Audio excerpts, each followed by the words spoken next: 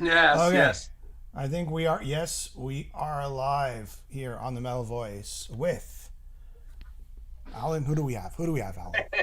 This is a pleasure to have Rick Hughes of Sword and Saints and Sinners fame to join us here on a 80s special. Yeah, yeah. I thought 80s. I go Rick.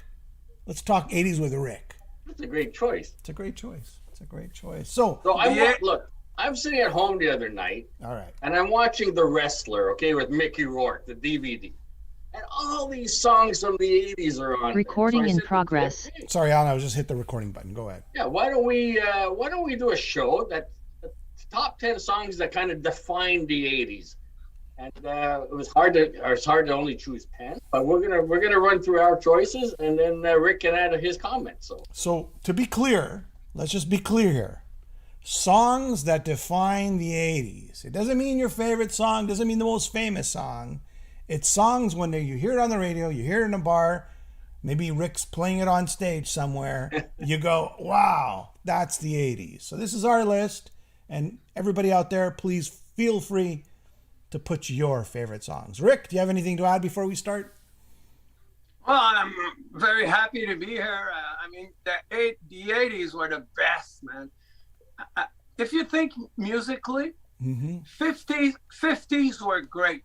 The 60s were even better. The 70s were magnificent. And the 80s was the biggest party that ever happened to American civilization. I mean, during the 80s, Alan, you mentioned the movie The Wrestler. It's really one of my favorite movies of all time.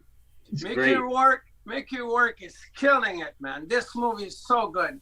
And they talk about that, about the... I didn't even know Mickey Rourke was in it. I was just watching for Marisa Tomei. Oh, man. That's funny. Yeah.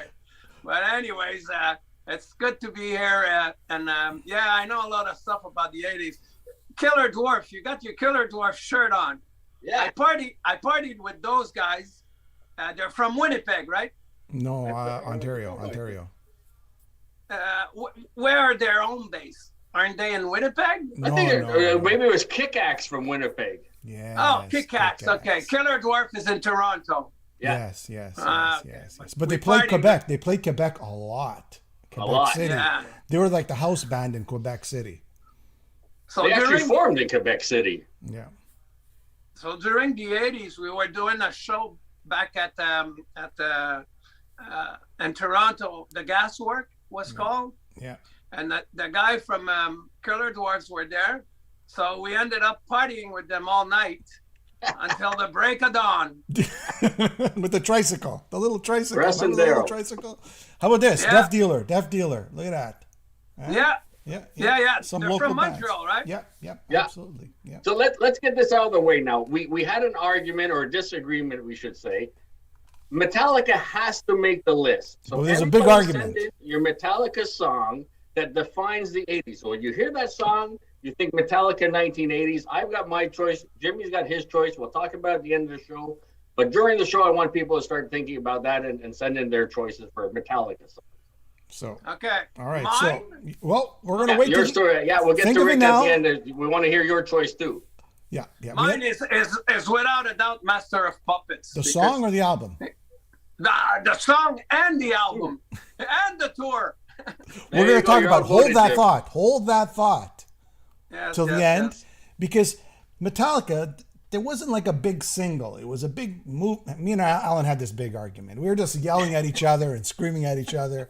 And yes, no. Yes, it was a big album, right? Master of Puppets, but it was more of an underground big album. It wasn't in the mainstream, you know? Yeah, but everything was changing. Everybody was leaning towards that sound. Everybody wanted more. Arena rock. The term arena rock is employed for when you go into the studio, you record an album and you think about the live performances, what it's gonna do. Is it gonna live well live? Master of Puppets, from first song to the end. I know, I was there. I toured the Master of Puppet tour. I opened for Metallica. It was incredible, man. All the songs from the album were played during the tour, and they were all killers.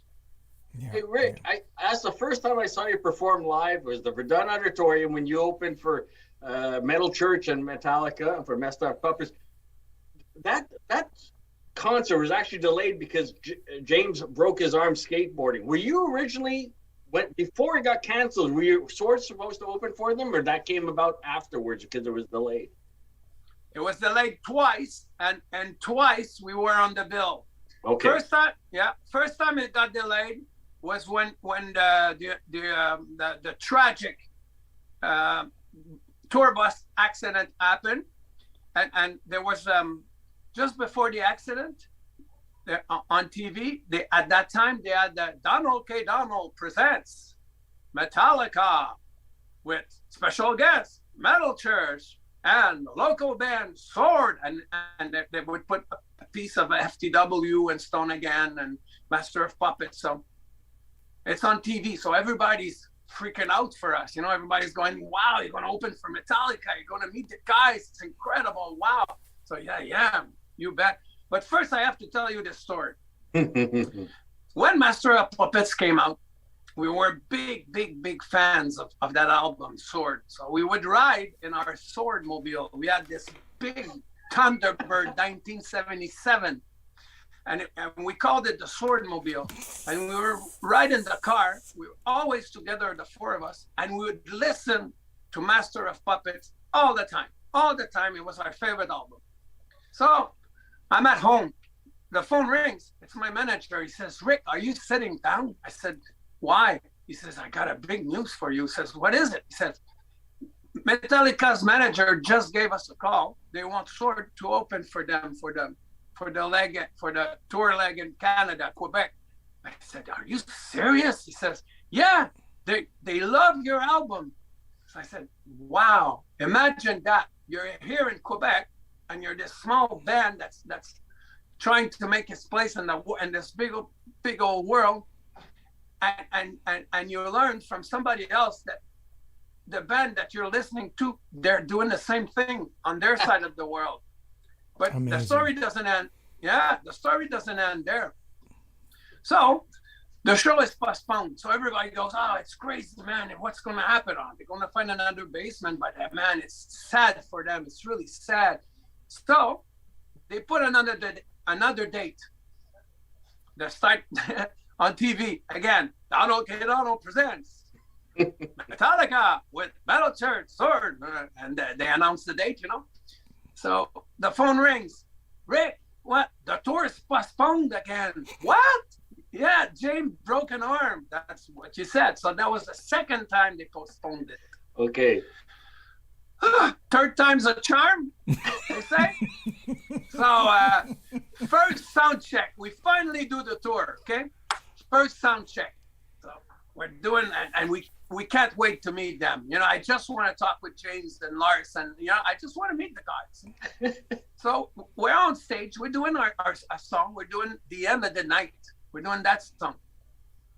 So I'm doing my stuff. So I turn around. I see Kirk and Jason, and I turn there and I see Lars and James, and they're like that on the side of the stage. So I look at the guys and we stop playing because we're like starstruck, you know. So I go, hey guys, I go to shake James' hand and he goes, no, finish the song. Finish the song, please, man. I want to hear the end, the scream at the end. I want to hear it. I go, all right. So we started the song right back, and it was and we went to the mechanic of the song, and we finished it. And then we met the guy. The sound check was finished, and we went in their dressing room, and that's how we met them. Met the guys. Have you ever hooked up with them afterwards? Did they ever call you or anything like that when they came to Montreal? Or a couple of years back, they were playing Bell Center. I think it's 4 years ago, not the last tour, the tour before. I got a phone call from a friend. He tells me that Lars' assistant gave him a call and asked him if he knew me because Lars wanted to meet me backstage to talk about music. So I had just signed a contract to do a show for a town near here. You know, the Rick Hughes show. You know, I was doing my stuff here, you know. So I had to decline the offer. Imagine that. So you stiffed. Man. So you stiff Lars. That's what you're saying. Imagine that.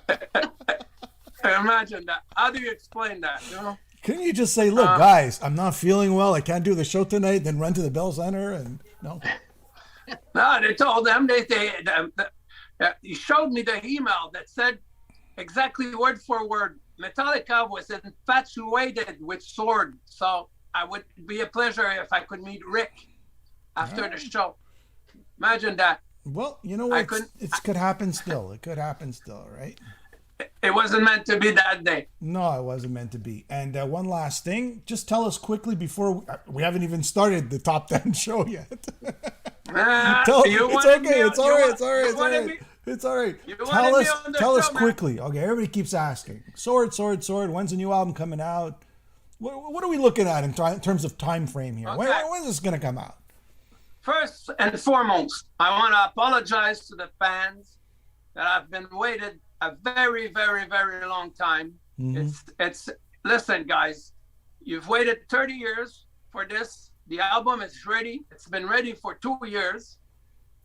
We were supposed to release it before 2020, and when 2020 happened, you know, March 2020, when we had a band meeting and we said, okay, so let's take the album out and let's wait till this turns on a new leaf. And now we're almost ready. I have the date. They didn't give me the okay to announce it yet, but it's coming out this year. So 2022. We could say 2022. Can we say 2022? Yeah. Oh, yeah. For sure. We're gonna bank on 2022 now, right? We gotta have you back. We have to have you back and talk just about that album. Yes, of course. Fall.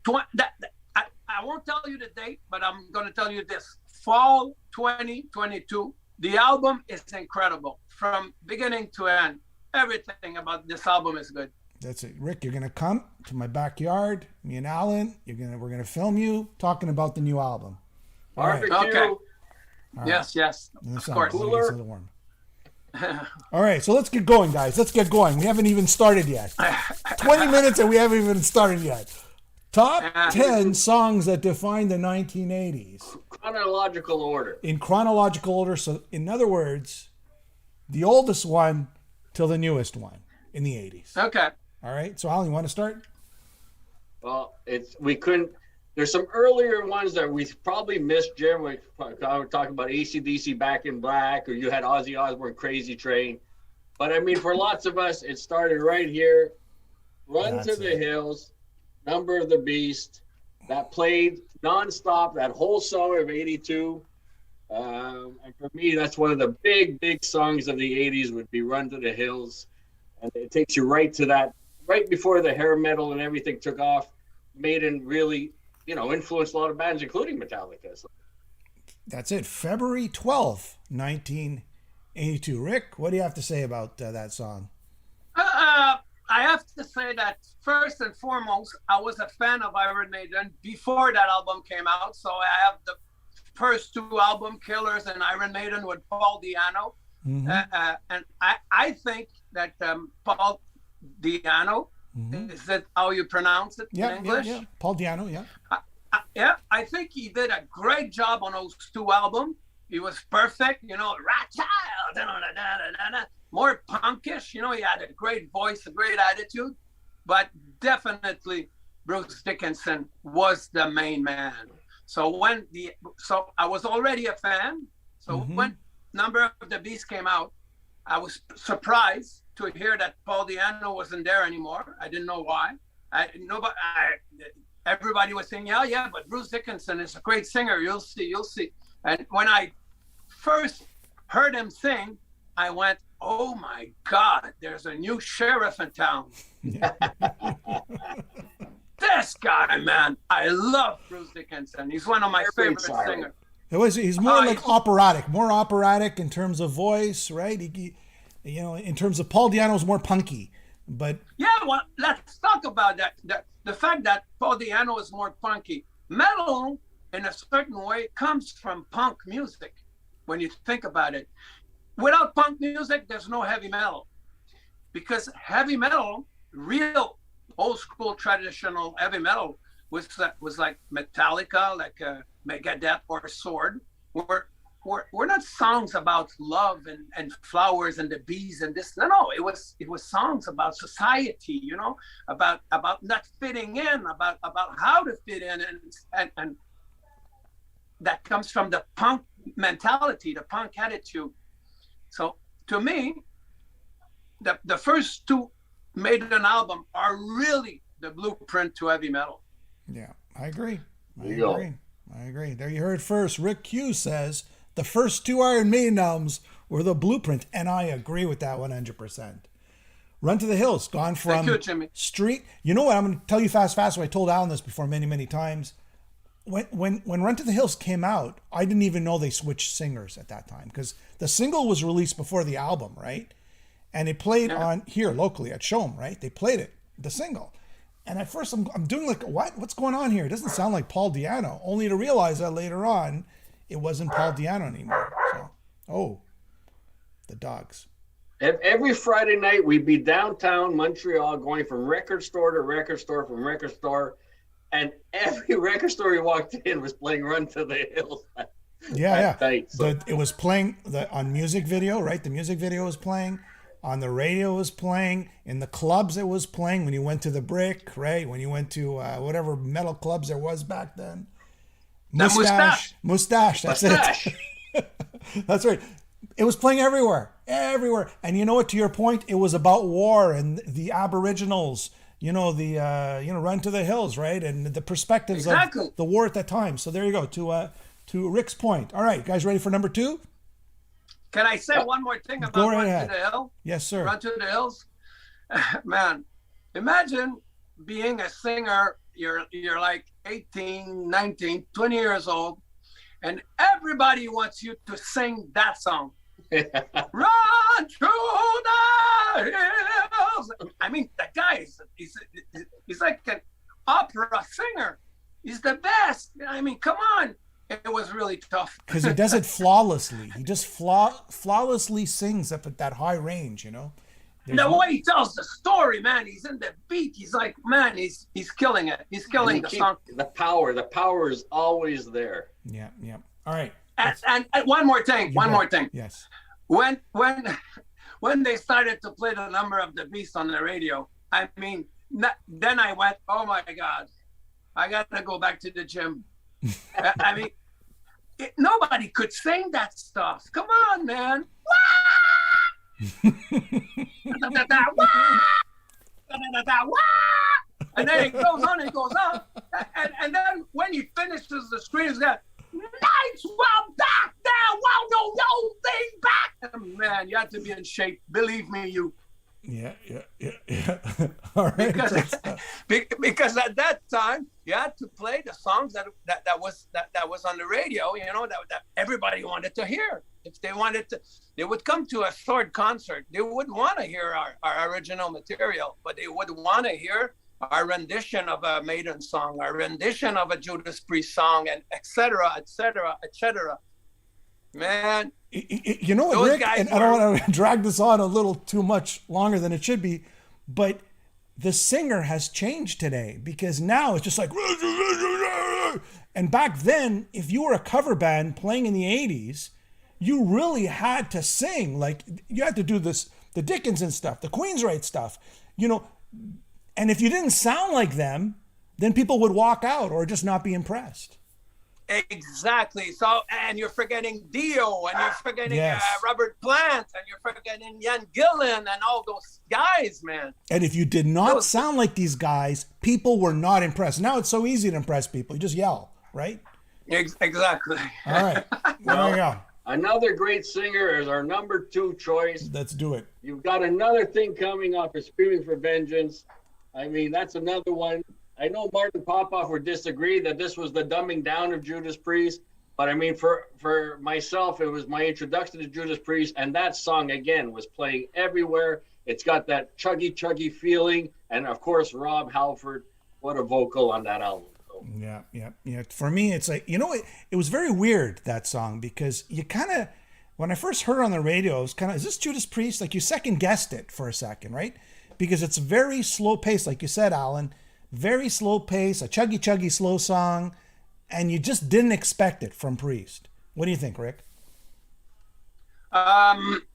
Priest is a very, very, very impressive writing team, because not only are they considered metal gods, Judas Priest with their song Metal Gods, they had a way to write songs which would stay heavy, but would almost cross over into pop. Yeah. That's breaking true.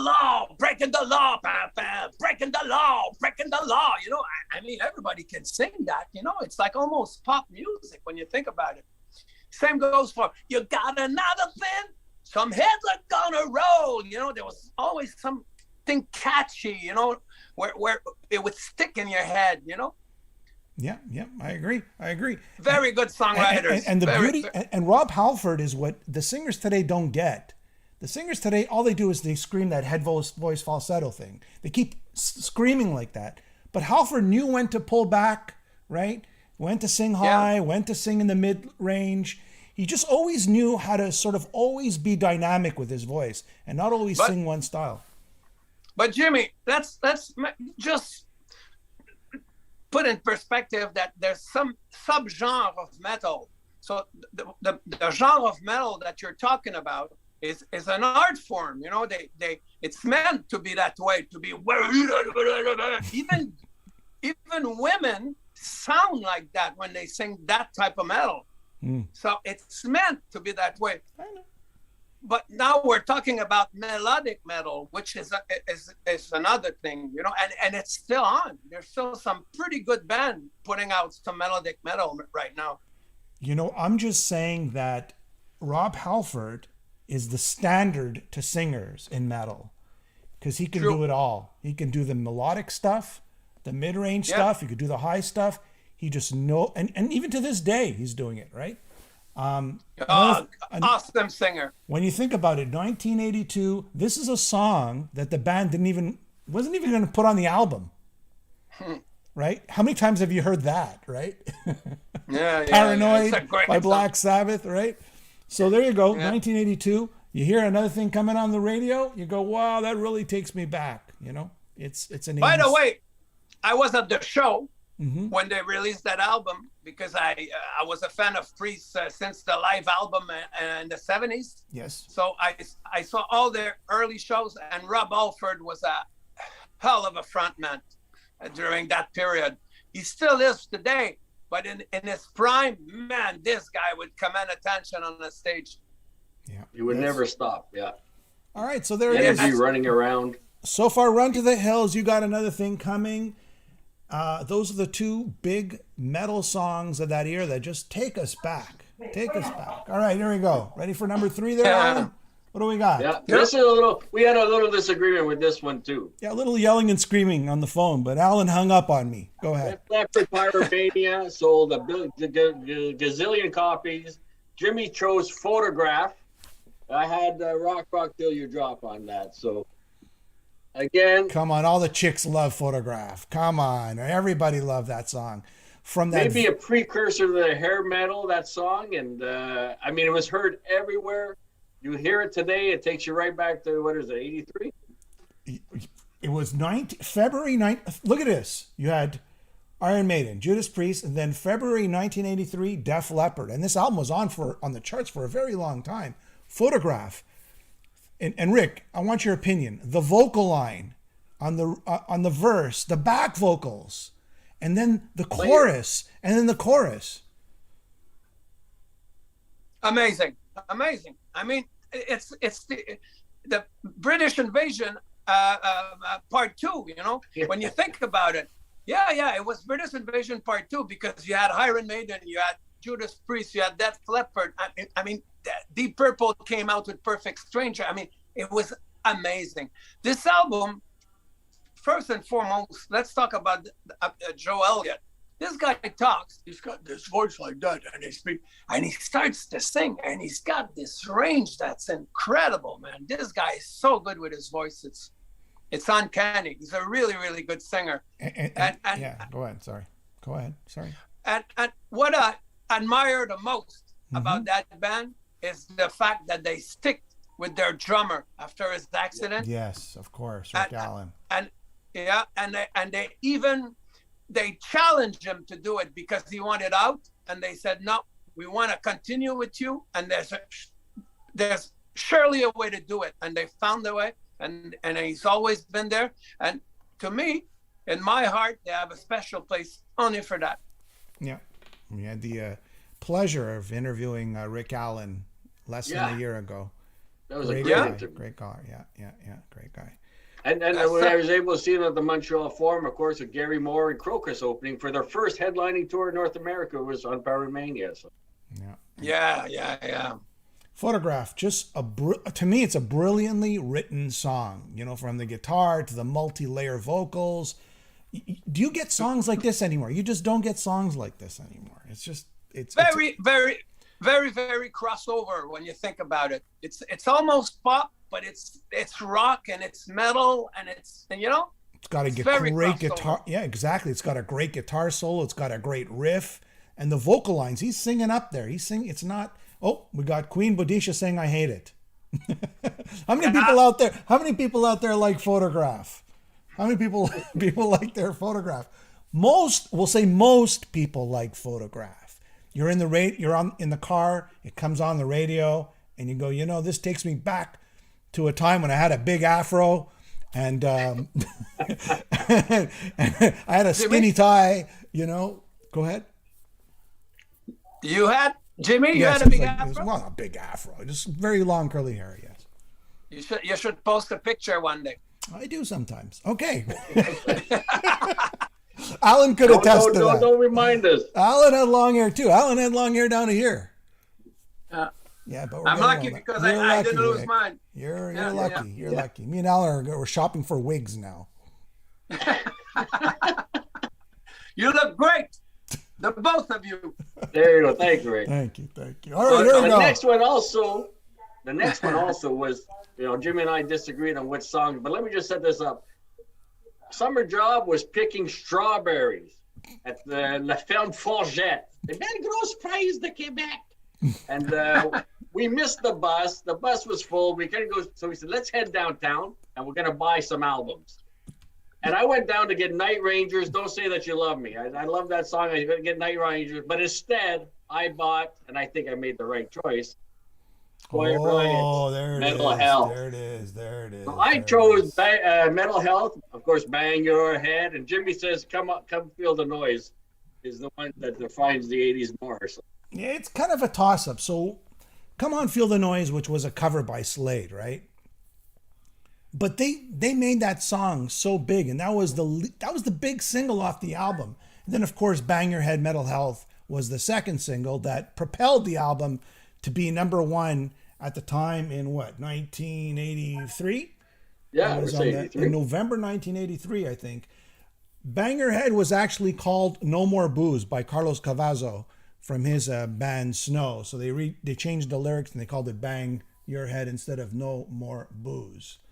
Sandpaper vocals, and here's another one where the band really didn't want to do Come On Feel the Noise, but the producer said, come on guys, and Frankie Banali goes, okay, let me just do a drum beat, and there you go, magic happened. Rick, what do you think?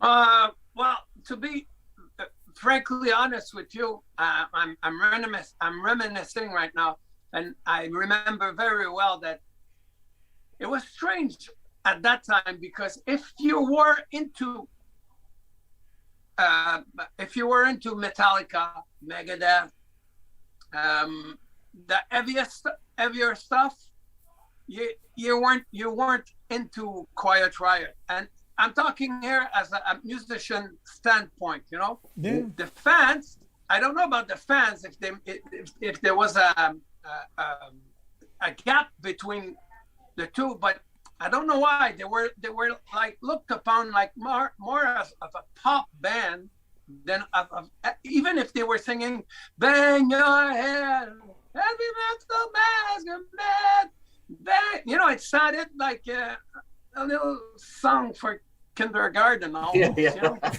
We're only 16. We're only 16. We just came out of kindergarten. Hear me out. What I mean by that is that remember in the 70s, if you weren't into Zeppelin, you weren't into, let's say, Genesis. Yeah. You like Zeppelin, you didn't like Genesis because it was too different, Mm-hmm. So in my parts of the wood, Quiet Riot were not a big band, in my part of the woods. Yeah. To us, a big band was Metallica, was Black Sabbath, Dio, Ozzy, all those. Quiet Riot was like. But when you're in a bar, Rick, when you're in a bar, right? And then the song comes on. Come on, feel the noise. You're going, yeah. I remember that time when I hated the band in the 80s. You remember, it brings you back. I know. Right? It brings you back. But Jimmy, they do fall into the category of one-hit wonder when you think about it. Because this is the only song that made it really big for them, and it was a cover. Yeah, you're right. So maybe that's the reason. I don't know, but I appreciate the band. I appreciate the sound. I appreciate everything about them. Today, I don't see them as I used to at that time. But during that time, in my parts of the wood, that's how we rode. Yeah, it's all good. Again, those two songs drove that album to number one. Or they say the first heavy metal album ever to make it to number one, and that opened the floodgates for lots of other bands, including our next band that we're going to talk about. I just want to say on the last note on Quiet Riot, the only reason I bought the band back in the album back in the day was it was before it was popular. I knew there was a dedication to Randy Rhoads, so I bought it because it was dedicated to Randy Rhoads because he died. And then only months later did the album actually get in the airplane and become as big as it did. But to me, it was more of a curiosity thing than actually listening to the music. I like the cover too. It was cool. All right. All right, Alan, continue. When I did this list, this was the number one song that sums up the 80s for me. Yeah. I saw them open for Ozzy Osbourne on the Bark at the Moon Tour. And it would be Rats, Round and Round. Round and Round. That song is the one that defines the 80s the most for me. I don't know about you guys. Rick, I know you partied with Rat. Didn't you party with Rat? At the mustache. I mean, to me, Rat, and again, about Quiet Riot, I didn't mean to diminish them at all. They're a great band, great players, great singer. Kevin DeBro was a great singer. But they were very poppy, for us, because we love Megadeth, Metallica. Again, the Rat fell into that same category in my book. They were a good band, but they had one or two hits, and they were like mostly opening for bands. When I saw them, every time I saw Rat, they were opening for somebody. They were never the main act. Mm-hmm. When I saw them, the night I partied with them was I didn't party with them, but we partied at the same place. We were in the same building, partying together, big bunch of guys, and again it lasted till the break of dawn. So you don't like Rat, but you had a good time with Rat. No. I like Rat. Let me take back some of my words. I like Rat. I like Quiet Riot. Right, I like every band. All right. Everybody's good. All right. But that song was huge for them, right, Jim? I mean, that album, Out of the Cellar, went, I don't know how many platinum and 10 million, maybe 10 million. It's they had that look. I saw them open up for Ozzy on Bark at the Moon. And I think everybody was kind of sitting down like this because it didn't really, Round and Round wasn't a hit as of yet. So everybody was kind of like this, is Ozzy coming on yet? Right? They're waiting for Ozzy. And then when they made it big, and that song, and like to Alan's point, I think it was in The Wrestler, right? Yeah, Round and sure. Round. When you think of the 80s, Round and Round, no matter how old you are, you remember that song as an 80s song, you know. And you know what? It was a lot more metal than Quiet Riot. Listen to the solo and listen to the crunchy guitar riffs. And even Stephen Pearcy, he had that sort of gravelly voice. Steven Tyler, a bit kind of voice. Yeah, it was more like a gravelly sort of, rough, more rough, less range, more rough, tone, But again, to go back to Rick's point, this is kind of the beginning of hair. For me, Rat was the one that started hair metal, Yeah. True. Yeah. Motley Crue might have looked glam, but their music was not hair metal. Yeah. I think Rat's the one that really put that poppiness, like Rick says, with the look, the colors and the spandex and the strips, different color strips and everything together. For me, that was the start of more of a hair metal compared to what the thrash that was the scene for Rick and his group. Yeah. All Cool. right.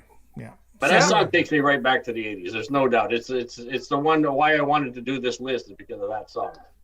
But those guys with Round and Round, the timing was perfect because of MTV, because of the video thing was so big, and everybody would go. That's a very good point. That's a very good point, Rick. Oh yeah, the video was playing all the time, and all the bars you would go out with the video with the girl on the table and round. Yeah. And I mean, it was party time. And then they came out with Wanted Man, right? They're all dressed as cowboys. That was another great song. Heavy Metal Cowboys. I love that. But here, now this is the song that defines metal in the 80s. I think this is the ultimate song. February 7th, 1984, the Scorpions release Rock You Like a Hurricane. Ooh, sexy. Sexy. And I remember being at La Brick, right? I was upstairs at the Brick, and they had the big TV, right? And if you remember that, and they played MTV back then, because that was the only place you got MTV. True.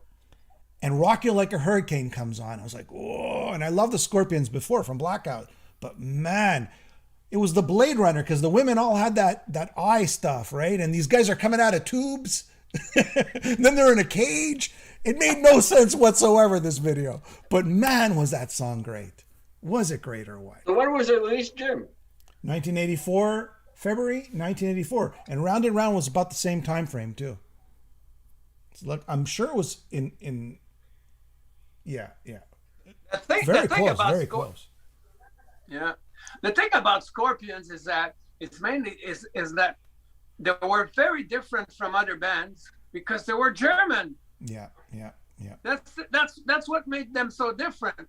Because if you had bands coming from San Francisco, they all had the same sound. From LA, they all had that same grit. The Motley Crue thing. And then you have the band from the UK. They all had that 70s thing.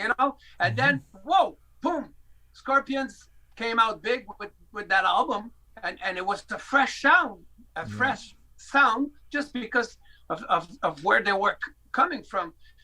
That's the thing, lots of time music is a part of the world, and people don't notice that, but it's usually that way. Let's just think about the grunge, when grunge music came out. Right. It came out from Seattle, so all the musicians from Seattle and around Seattle would have it big, it was their time, So Scorpions, they were the only band that came out from Germany and had such a tremendous hit. So it was really a fresh sound. That's how they surprised everybody with that album. It's funny because when I was a kid and I bought Blackout, I go, ooh, German. It was so mysterious, right? They're from Germany. Exactly. Look at this cover. Oh, the Germans think like this. And ooh, the back cover. Oh, the Germans are like this. And why is it naked girls? Because of the Germans. And it was all this sort of mystique, right? True. Exactly. It's like they're so different than us. It was a cultural difference. That's what I'm trying to say. Great singer too. Oh, Klaus is just incredible. Here we go. You guys ready for this one? This is April 1984. Yes. I did not know what to make of that album cover when I was a kid. Alan, show it again. Get your balls to the wall, man. Show it again, Alan. It was very show the album cover. You get your balls through the walls, man. You know what? It's so. I mean, it fits the album. The music fits the album cover. That's what I'm trying to say. It was just something.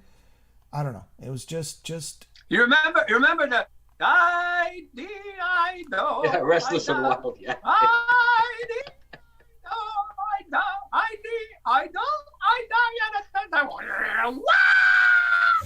Fast as a shark.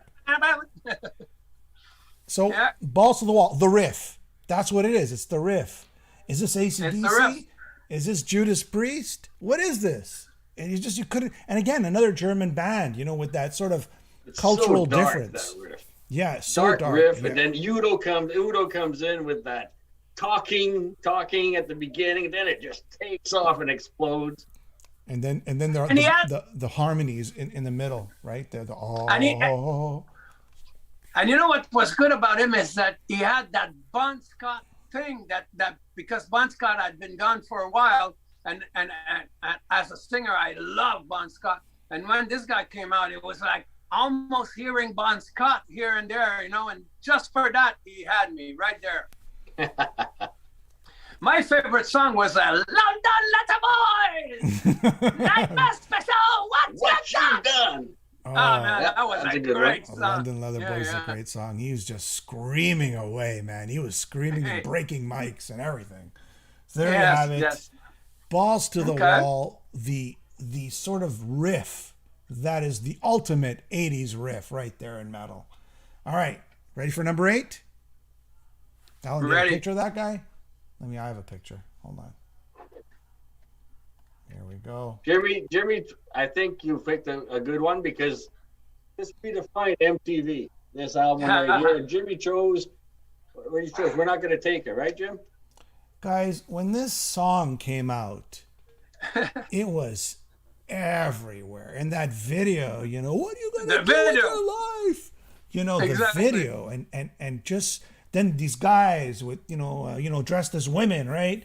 Or ugly women, and it's just they had the whole package, and the song was so simple too. 3 chords, the solo was like anybody could play. The drum beat was easy. Everything was easy about it. Simple. We're not going to take it. Yeah, no, we're not going to take it. And it was just everything was easy, but because it was so easy, it was so infectious, and it was so memorable. And when you see Dee Snider, screaming the lyrics. It left a huge impression on the 80s. Absolutely. This is probably this is the song from the 80s. Quintessential. We were practicing that. Is it the word in French, Rick? Is it the same word in French? No, it's not. I'm trying. I don't know. What is it in French? What's in French? I like to live dangerously. Okay. In French, it would be quintessential. I don't.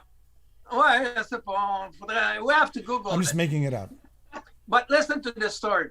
I was in '92. I was in Los Angeles, and we were doing a gig for Saints and Sinners, and we were opening for Dee Snider.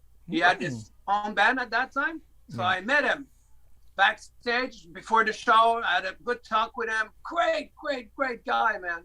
Absolute, man, down to earth. What you see is what you get, So he gave me all this time, and after that, I met him the day after, and he spoke to me while we were having breakfast and everything. And then the 90s came, and like in the movie The Wrestler, they say it killed the party for everybody. Yeah. So I was reading an interview with Dee Snider, and that's after I met him in '92. So when it arrived, grunge, it killed Twisted Sister. It killed Dee Snider's career. It killed everybody's career. And he was saying in the interview that in the 90s, it got so low for him, so low for him that he was handing out pamphlets in parking lots, when in the wipers for his cousin. So he says you have to visualize that. I'm the guy who sang "Bang Your Head" on MTV. The other one. We're not going to take it. We're not going to take it. Thank you, Jimmy. I did a lapsus right there. And we're not, he says, I was the guy that was singing, we're not going to take it. And some people would run me up and say, you have the right to do that here. Go to another parking lot. And they didn't know they were running against Dee Snider, The guy, man, this is so humble when you think about it, just to tell the story. Yeah. Now he's back. He's back, and good for him because he deserves to be back. He deserves to be there. Yeah. Great song. So again, we're not doing our favorite bands. We're not doing our favorite albums. We're not even doing our favorite songs. We're just saying these are songs that define the 80s, and definitely the videos that came off of this album, including The Price, which is a great song and a great video. Yes. This defined the 80s, like Rick was saying, for sure. And remember this, guys. They opened up for Iron Maiden, right, on Power Slave. So, I mean, they were metal. And a lot of people say, they're not metal. These guys are metal. Back then, they were metal. They were metal. They were considered metal. They had the look of metal, and they were metal. Maybe they weren't Metallica, but they were metal. Did you say Power Slave? Power Slave tour, yeah. Can we talk about that? Sure, go ahead. No, I'm just kidding. This is a great album, man. Power Slave. Man, what an album. Rhymes of the Ancient Mariner. What a song.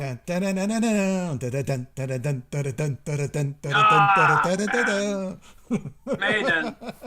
So I don't think we can do a list of the 90s without mentioning this next band. Oh, Alan, when we get tomatoes, throw it at us.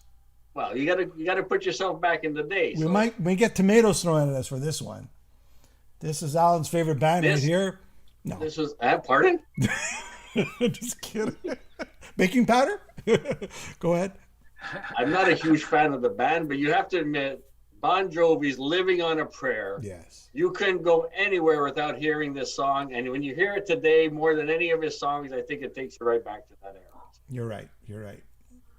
I love John. John's a great guy, great songwriter. There's nothing wrong with Bon Jovi.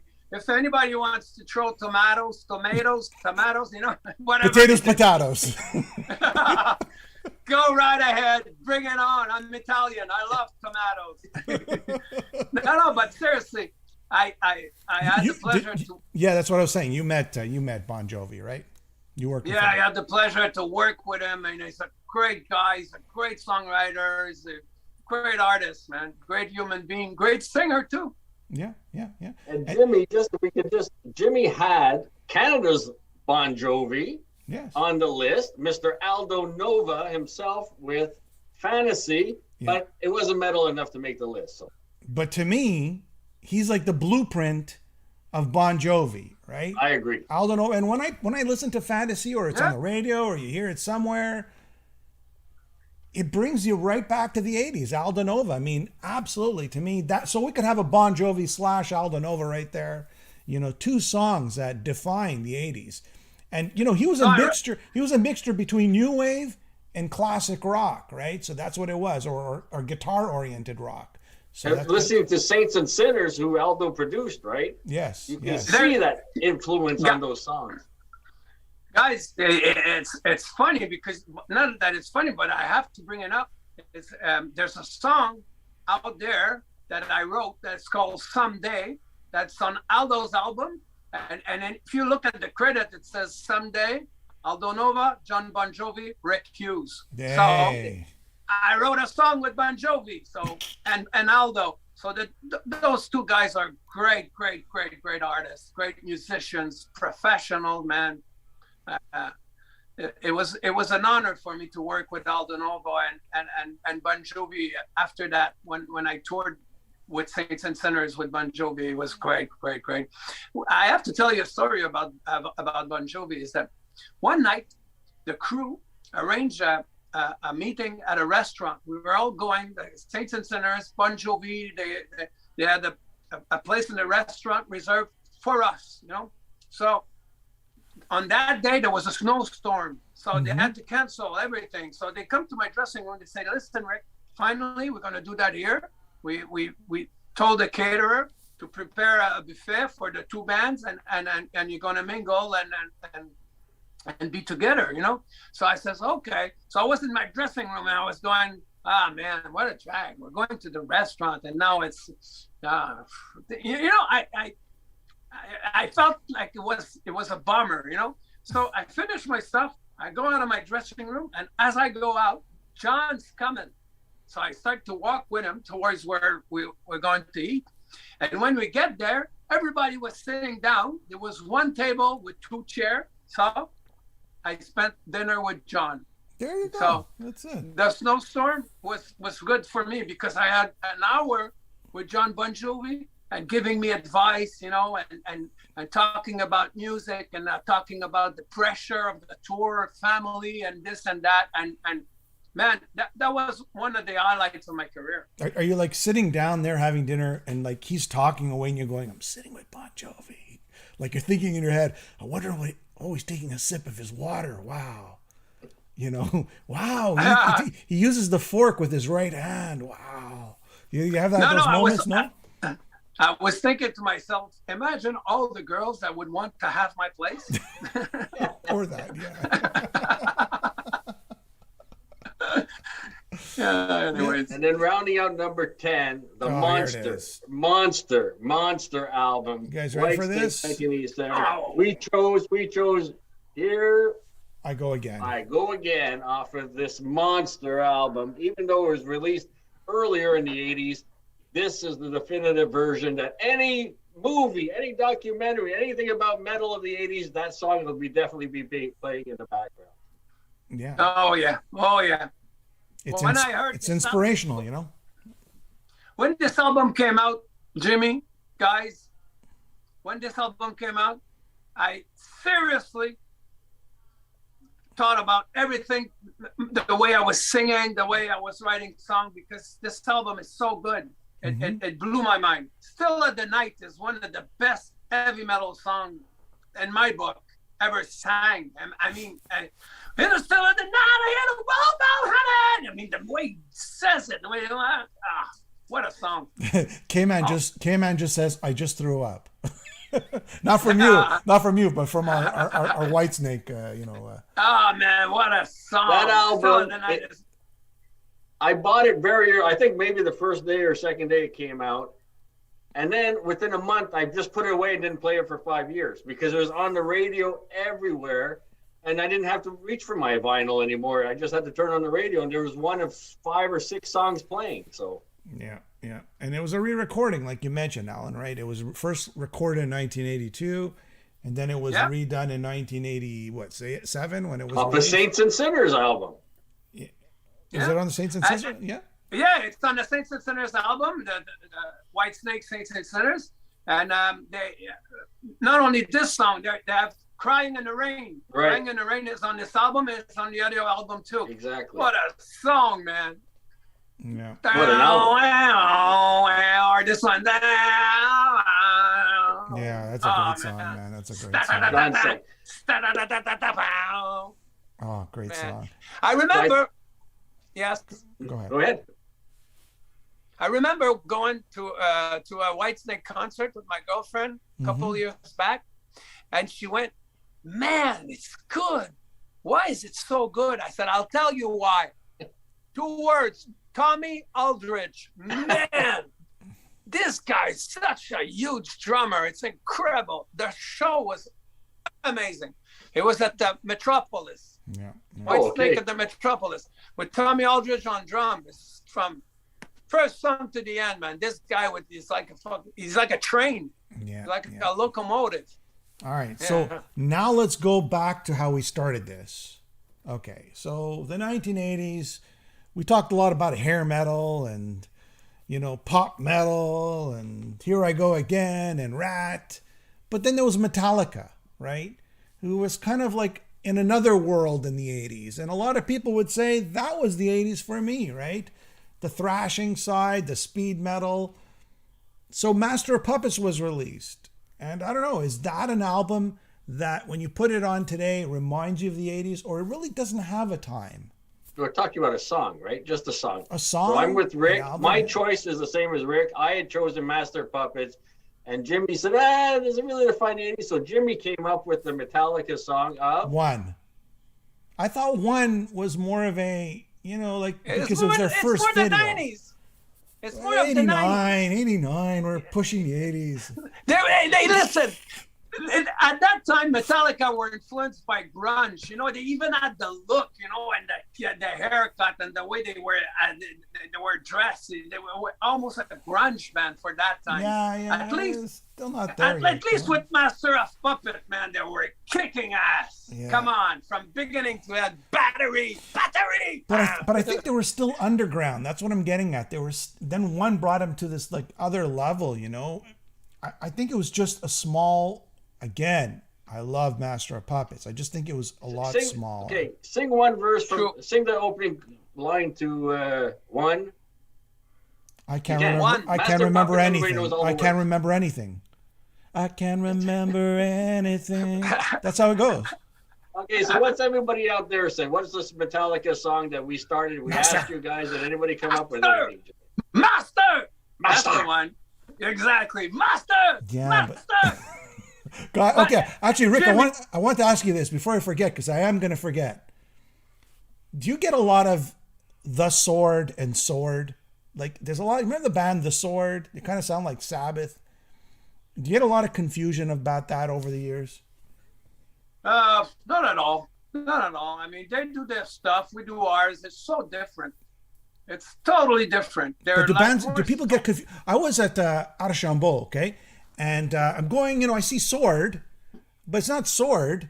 It's The Sword. You know what I mean? Like even the people working there screw it up.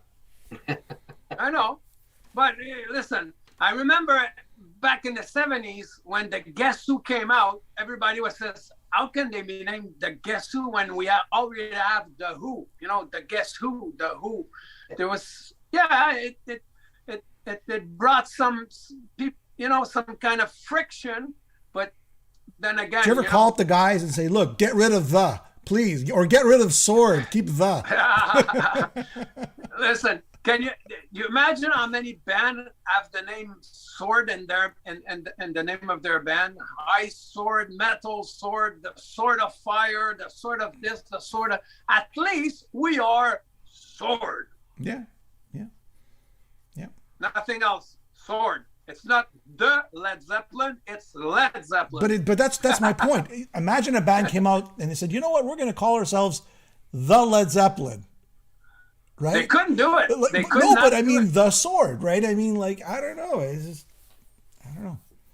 I wish one song. The Black I think Sabbath. We should mention because there's so many, but Jimmy wiped it off. I don't know why, but we have to put a GNR song on here, and I chose. Welcome to the Jungle over Paradise City. Yeah. To me, it was Sweet Child of Mine. Yeah, this album is so good, so good. I mean, again, when this album came out, I thought to myself, I was listening to Axl, I thought to myself, man, there's a new sheriff in town. Yeah. This guy, he's like Janis Joplin, but male, you know, the way he sings. Think about it. Listen to him sing. He does what he wants with his voice. He's bluesy, he's rock, and he's got, I mean, he's Janis Joplin with balls. Then he turns into Jim anger. Morrison. That album, what I took away from that album was just the pure anger and the violence that these guys had. And I even said at the time, now that they're all millionaires, I want to see what the next album is going to be like. That anger is going to be gone. They're all millionaires. And of course, it led to November 8th. That's what's going to happen with the new Sword album. None of us became millionaires, and we're very angry about that. So we get to hear the anger in the next Sword album. Great. Well, no, but we did talk about exactly what you said, that the album is good because you feel that there's an anger from beginning to the end. We want it. I mean, I listened to my vocal on the new Sword album, and I'm over the edge, man. And when I went into the studio, I said that to the guy. I said, "Listen, guys, you're gonna give me time because every song I want to be over the edge. I want it to be that best Sword performance that I've did so far." So, I'll tell you, In Command, which was the first single that was released now a year and a half ago, right? That song is like, and I put it in the description of this video here that we're that people are watching. You could just click on it. It's on Bandcamp, right? That's the only place you could hear it and buy it, right? And the song is killer. Did you hear it, Alan? You heard it, right, Alan? I was lucky to see Rick 3 summers ago at Parc de Maisonneuve. He was there to support his sister Lulu with the Breast Cancer Foundation, and he did a rendition of "With a Little Help from My Friends." And I have to say, Rick, your voice that day sounded as if you were still, 20 years old. It was incredible how your voice was maintained all these years. Thank you so much. I really, really, really appreciate what you just said. And it's the most important thing. To me, I was joking about the being a millionaire or not being a millionaire. This is not important. In life, what's important to me is happiness, is health, it's mental health, and a singer's health. That's what decides how long he's going to sing, So that's why you got the gym. You got the gym in back of you, right? Because you're working out. I got my gym at home, and I do everything so my voice is up to par. We did a short concert in 2018 at Club Soda, and that's what everybody told me. They said, "Man, you sound like when back in the 80s," because I sing the same song. I have to sing the song from Metal Eyes and Sweet Dreams when I'm live. Mm-hmm. And I have to admit, at first, I was a bit anxious when we started to rehearse and get ready to do some shows. But when I realized that I could still do it, then all fears left me. It's that first song, "In Command," spelled with a K, is phenomenal. I love that first single. I think it's incredible. So it's in the video description of this video, so people could check it out. They could buy it too. It's only like $1 or $2. Look at that! Oh, Sweet Dreams. 2 great albums. Everybody says, "Hey, I don't know Rick, but I never heard a song." There you go. 2 great albums to go down and find and listen to. And of course, since Rick's on the show, for me, it's "Dare to Spit." There's another one from the 80s. I'm going to choose "Dare to Spit" from Swords. Man, I love that song. That's one of my favorites. I remember writing it. People were going, "Dare to Spit." Yeah. Because remember, back in the 80s, I don't know why, everybody was into that black magic kind of thing. Number of the Beast, Black Sabbath, Born Again, Dio with the Dungeons and Dragons, every day. Malarkey. Metal was scary, So, yeah. So when I wrote the song, I put myself in the shoes of the dead person, and I said to myself, "Yeah, if there is an afterlife, and some people are talking bad towards me, I'm gonna go in their sleep and I'm going to hound them." That's how I wrote that. That's your Italian. That's your Italian side speaking. They're to spit on my grave. That's your Italian side. Yeah, exactly. All right. It's my Italian side.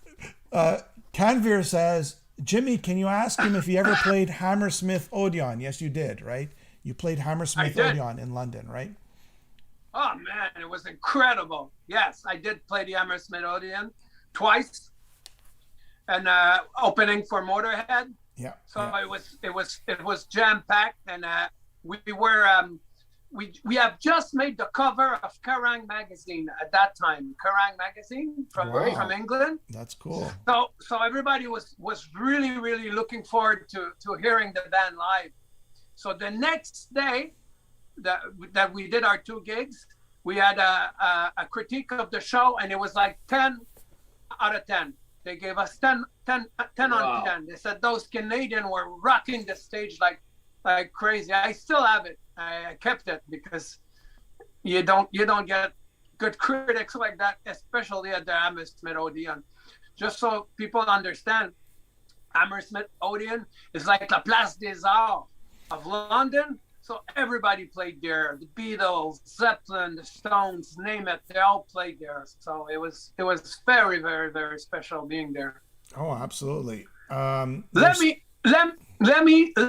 was the best. The best. Did he drink that night?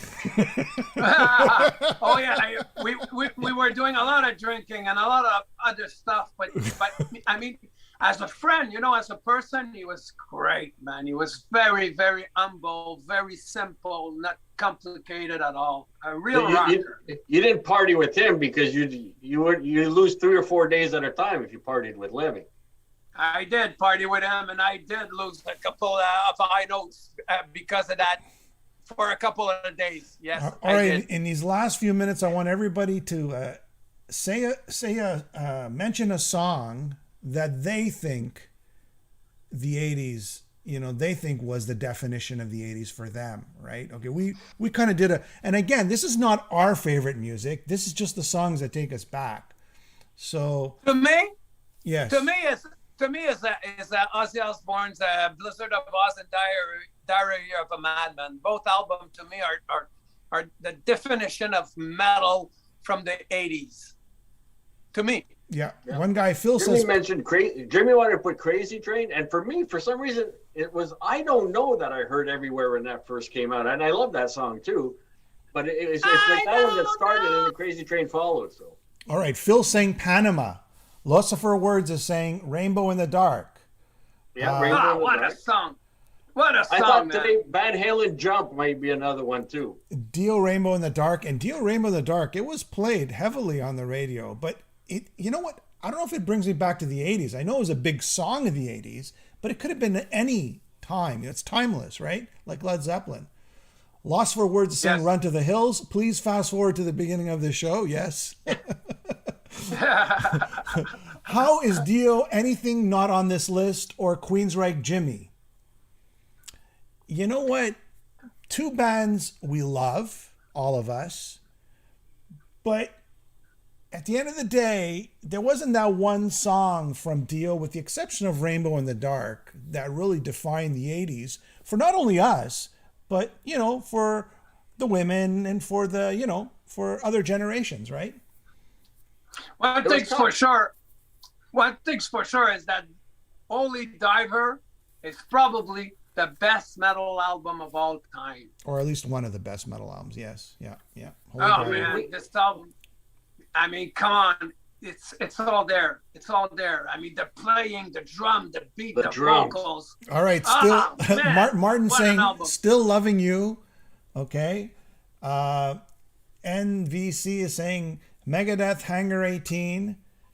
I guess those are the songs that meant, and again, everybody's born at different times. So they have, you know, if you're born in 89, sorry, not 89, if you're born in 79, you know, maybe you have a different definition of what the 80s felt to you, right? And there's people born after the 80s who see the 80s different than us. And maybe we're just talking about the songs that we remember at our time when the radio was playing those songs. The list could have been 30 songs easily. We got it down to 10, so.